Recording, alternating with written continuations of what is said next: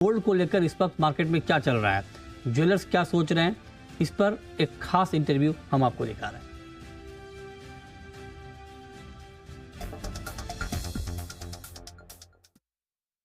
मैं India international bullion summit में हूं और इंडिया इंटरनेशनल बुलियन समिट में बड़े बड़े बुलियन के एक्सपर्ट जानकार यहां पर मौजूद हैं।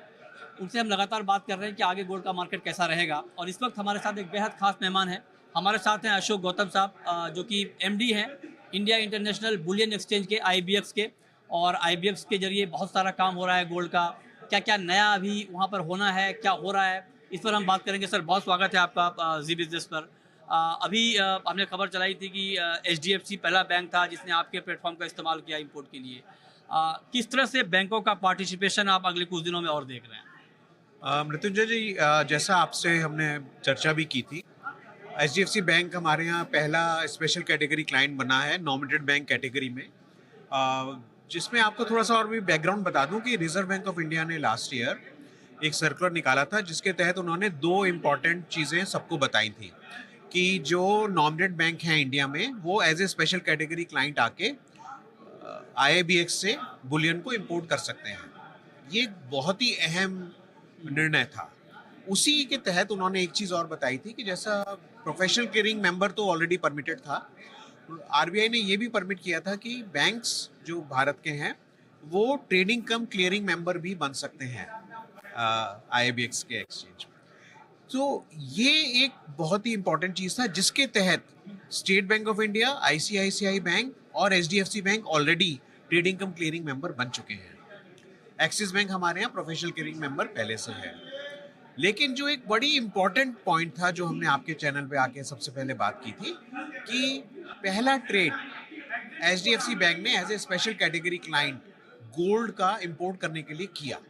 अभी उसके बाद जैसा मैं आपको और बताना चाहूँगा कि हमारी चर्चा चल रही है, ICICI बैंक ऑलमोस्ट रेडी है, SBI में भी पूरी तैयारी चल रही है और उसके बाद और बैंक्स भी हमसे चर्चा में हैं।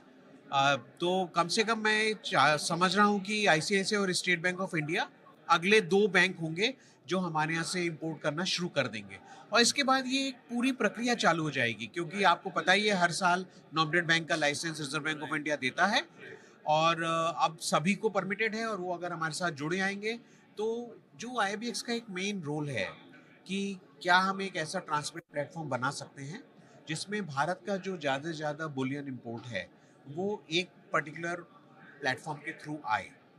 और चूंकि अगर मान लीजिए कि ये 200 से 400 टन का जो बुलियन का जो ट्रेड है वो IBX के थ्रू अगर होता है तो हम डेफिनेटली इंटरनेशनल मार्केट में प्राइस इन्फ्लुएंसर तो बन ही सकते हैं और ये एक हमारा एक मेजर गोल अभी है। सर, हाल ही में प्लेटिनम के इंपोर्ट को रिस्ट्रिक्ट किया गया है ना?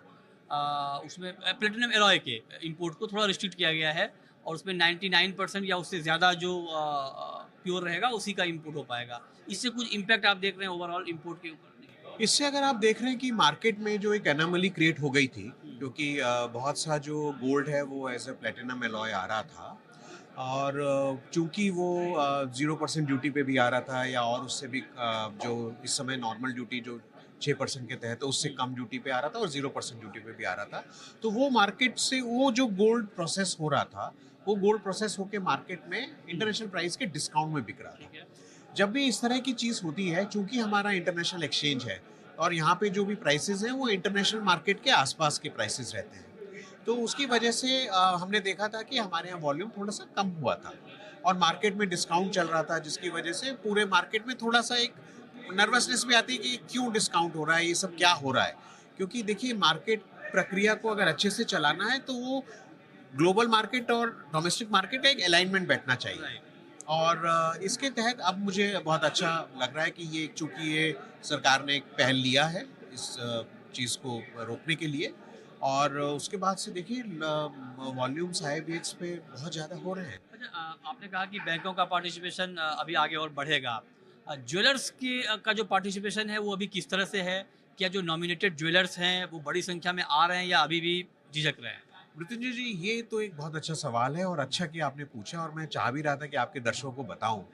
आज की तारीख में मेरे पास 600 के करीब क्वालिफाइड ज्वेलर और TRQ होल्डर जुड़ चुके हैं और मैं आपको ये बता रहा हूँ जो मैं देख रहा हूँ, क्योंकि मेरी टीम जो है पूरे इंडिया में, मैं खुद गया हूँ टियर 2 टियर 3 टाउन्स में IBX को प्रमोट करने के लिए, लोगों को बताने के लिए कि वो कैसे क्वालिफाइड ज्वेलर बन के आ सकते हैं, लोगों को ये बताने के लिए कि वो वैलिड TR की होल्डर बन के कैसे आ सकते हैं। इस साल जैसा सुन रहे हैं कि काफ़ी रिकॉर्ड नंबर में एप्लीकेशंस गई हैं DGFT में, और हमारे पास जो एडवांस इंफॉर्मेशन है, ये जो नंबर हमारे पास 600 का है, ये नंबर 1500 भी हो जाए तो अतिशयोक्ति नहीं होगी, लेकिन हाँ, कम से कम 1200 का नंबर हमारे यहाँ टच हो जाएगा।